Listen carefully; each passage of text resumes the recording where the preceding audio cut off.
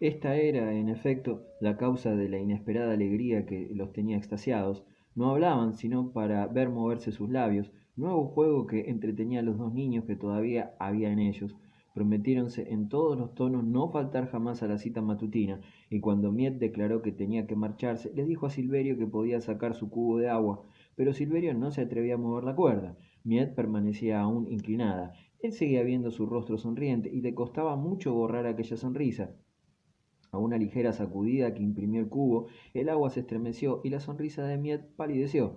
Detúvose, sobrecogido por extraño temor. Imaginaba que acababa de contrariarla y que ella estaba llorando, pero la niña le gritó ¡Anda, anda! con una risa que el eco le traía más prolongada y más sonora. Ella también hizo descender un cubo ruidosamente.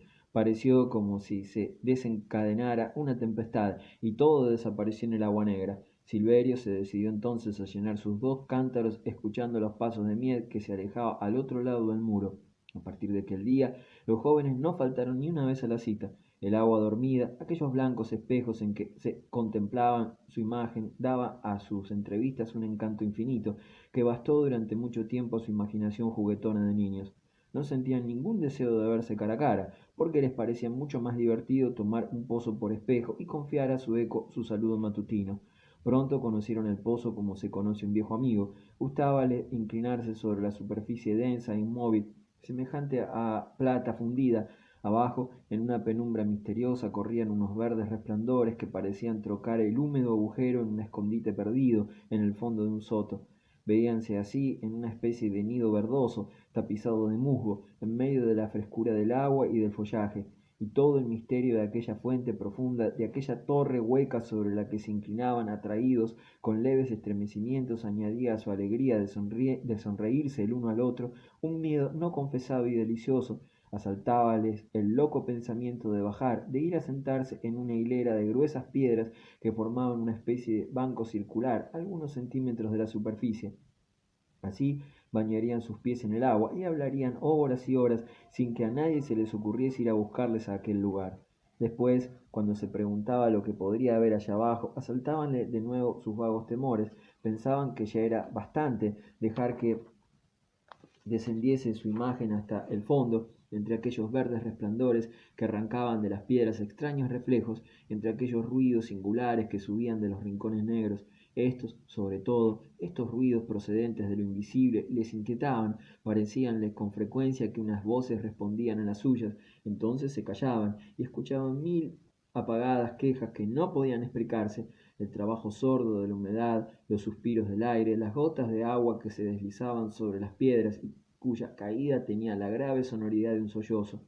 Para tranquilizarse se hacían señas afectuosas con la cabeza, en, en la atracción que les mantenía apoyados de codos sobre el brocal, había también, como en toda delicia profunda, un dejo de horror secreto, pero el pozo seguía siendo su viejo amigo. Era un pretexto tan excelente para sus entrevistas. Jamás Justino, que espiaba cada paso de Miet, adivinó nada sospechoso en su diligencia por ir a sacar agua por la mañana. A veces la contemplaba desde lejos inclinarse sobre el brocal y permanecer así un rato. Ah, la holgazana, se decía, pues no se entretiene en remover el agua. ¿Cómo podía sospechar que al otro lado de la tapia había un galán que contemplaba en el agua la sonrisa de la muchacha mientras le decía si ese borrico de Justino te hace algo, dímelo y se enterará de quién soy yo? Este juego duró más de un mes.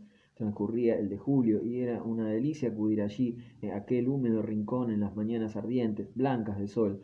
Gustaba recibir en el rostro el helado aliento del pozo, creerse en aquel agua de manantial, a la hora en que se prendía el incendio del cielo. Miet llegaba sin aliento, a través de las plantas. En su carrera, los cortos cabellos de su frente y de sus sienes se alborotaban, pero ella apenas si se tomaba tiempo para dejar su cántaro en el suelo y enseguida se asomaba al pozo roja, despeinada, estremecida de risa, y Silverio casi siempre era el primero en acudir a la cita. Al verla aparecer en el agua con aquel apresuramiento risueño y loco, experimentaba la misma viva sensación que si se hubiese arrojado bruscamente en sus brazos en el recodo de un sendero. En torno a ellos cantaba el júbilo de la mañana radiante y una oleada de cálida luz en la que había un zumbido de insectos azotaba la vieja tapia, los pilares y el brocal. Pero ellos no advertían ya la oleada matutina de sol, ni olían los mil rumores que ascendían del suelo. Estaban en el fondo de su verde escondite, bajo la tierra, en aquel agujero misterioso y vagamente pavoroso, entregándose al goce de la frescura y de la penumbra, con una alegría estremecida. Algunas mañanas, Miet, cuyo temperamento no era propicio a una larga contemplación, se mostraba juguetona, agitaba la cuerda y hacía caer gotas de agua que alteraban los claros espejos y deformaban las imágenes. Silverio le suplicaba que se estuviese quieta. Él, de un ardor más concentrado, no conocía un placer más vivo que el de contemplar el rostro de su amiga reflejado en toda la pureza de sus rasgos. Pero ella no le escuchaba, bromeaba, ahuecaba la voz imitando al coco, y a la cual prestaba el eco un acento suave y ronco a la vez. No, no, gruñía, hoy no te quiero, te hago muecas, mira qué fea soy. Y se divertía viendo las formas extrañas que adquirían sus rostros, alargados, bailando en el agua.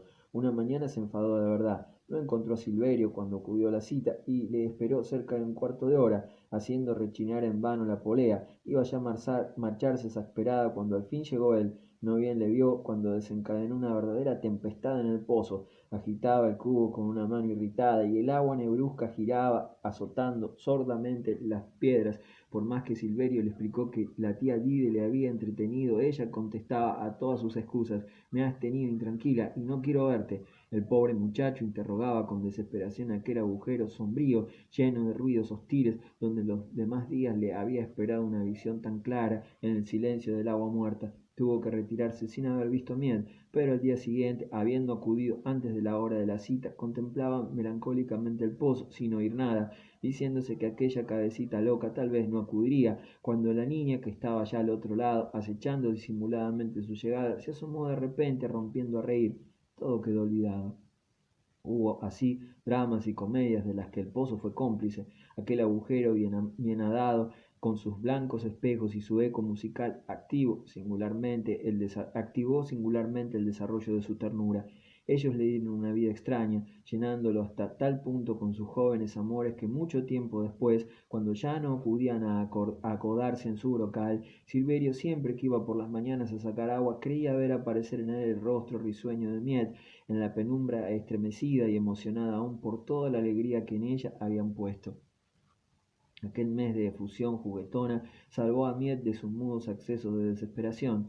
Sintió despertarse de nuevo sus afectos y su feliz descuido de niña, que la soledad rencorosa en que había vivido en que vivía había comprimido en ella.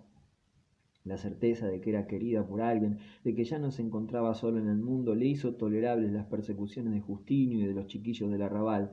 Ahora llevaba en su corazón una canción que le impedía escuchar las palabras de escarnio.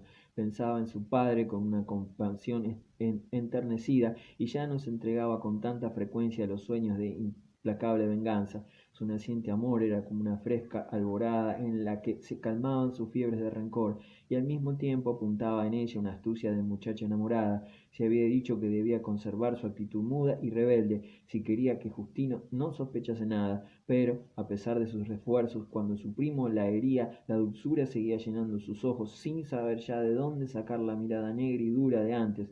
Justino la oía también canturrear entre dientes por la mañana mientras almorzaban. Estás muy alegre, le decía con desconfianza, examinándola con su gesto avieso. Apostaría que has hecho algo malo. Ella se encogía de hombros, pero también interiormente, y se forzaba inmediatamente en representar su papel de mártir rebelde. Por otra parte, aunque olfateaba los goces secretos de su víctima, Justino tardó mucho tiempo en enterarse de qué manera había escapado de sus garras. Silverio, a su vez, experimentaba también una profunda dicha. Sus entrevistas cotidianas con Miet le bastaban para llenar las horas vacías que pasaba en su casa. Su vida solitaria, los largos ratos silenciosos a solas con tía Dide, fueron empleados en pasar revista uno por uno en sus recuerdos de la mañana, saboreándolos en sus meros detalles.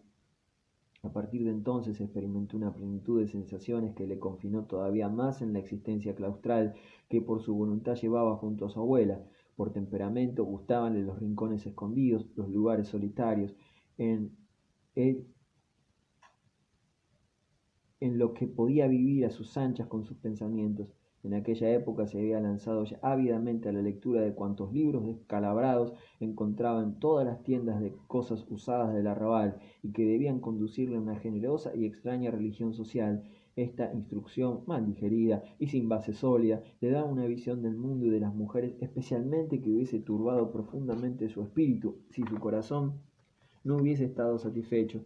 Cuando Miet apareció, la consideró al principio como una camarada y después como la alegría y la ambición de su vida. Por la noche, retirado en el tabuco en que dormía, después de haber colgado su lámpara de la cabecera de su catre, encontraba a Miet en cada página del viejo volumen polvoriento que cogiera al azar de una tabla sobre su cabeza y que leía devotamente. En sus lecturas no aparecía una muchacha o una criatura bella y buena, sin que él la sustituyera inmediatamente por su enamorada, y él mismo también entraba en escena. Si leía una historia romántica, se casaba con Miet al final o moría con ella. Si, por el contrario, leía cualquier libelo político o alguna grave disertación sobre economía social, libros que prefería a las novelas, por ese singular amor que los sabios a medias profesan a las lecturas difíciles, todavía encontraba la manera de interesarla en las cosas mortalmente fastidiosas que con frecuencia ni él mismo llegaba a comprender. Creía estar aprendiendo la manera de ser bueno y cariñoso con ella cuando estuviesen casados.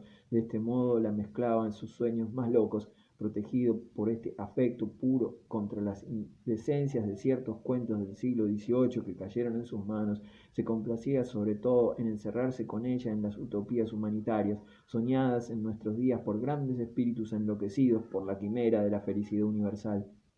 En su espíritu, Miet se hacía necesaria para la abolición del pauperismo y el triunfo definitivo de la revolución. Noches de lectura febriles durante las cuales su espíritu tenso no podía separarse del volumen que dejaba y volvía a tomar 20 veces, noches de plenitud en suma, de un nerviosismo voluptuoso del que gozaba hasta el día como de una embriaguez vedada, con el cuerpo encerrado entre las paredes de la estrecha habitación, con la vista alterada por el resplandor amarillo y turbio de la lámpara, entregándose a placer a la quemazón de ojos de insomnio y construyendo proyectos de una sociedad nueva, absurdos de generosidad, donde la mujer siempre bajo los rasgos de Mied era adorada de rodillas por las naciones, se encontraba predispuesto al amor de la utopía por ciertas influencias hereditarias. En él las alteraciones nerviosas de su abuelo originaban un entusiasmo crónico y un anhelo impetuoso por todo lo que era grandioso e imposible. Su infancia solitaria y su media instrucción habían desarrollado singularmente las tendencias de su naturaleza, pero no había llegado todavía a la edad en que la idea fija hinca su clavo en el cerebro de un hombre. Por la mañana, en cuanto había refrescado su cabeza en un cubo de agua, ni siquiera se acordaba de sus sueños llenos de fe ingenua y de inefable ternura. Volvía a ser niño y corría al pozo, sintiendo la única necesidad de encontrar la sonrisa de su enamorada y de gustar las alegrías de la mañana radiante. Y si, durante el día, al cruzar por su cabeza algún pensamiento relativo al porvenir, se volvía meditabundo, también con frecuencia, cediendo una súbita efusión, besaba en las dos mejillas a tía Dide, que le miraba entonces en los ojos como si le asaltase una inquietud al verlos tan claros y tan profundos, llenos de una alegría que ella creía reconocer. Mientras tanto, Miet y Silverio se iban ya cansando un poco de no ver más que su sombra, habían gastado su juguete y soñaban con placeres más vivos que el pozo no podía darles. En aquella necesidad de realidad que les acometía hubiesen querido verse cara a cara, correr por el campo, volver sin aliento, con los brazos pasados por la cintura, oprimiéndose el uno contra el otro para sentir mejor su amistad. Una mañana habló Silverio de saltar sencillamente la tapia e ir a pasearse por el jazz con Miel, pero la niña le suplicó que no cometiese tal locura, que le entregaría merced de Justino, y su amigo prometió buscar otro medio.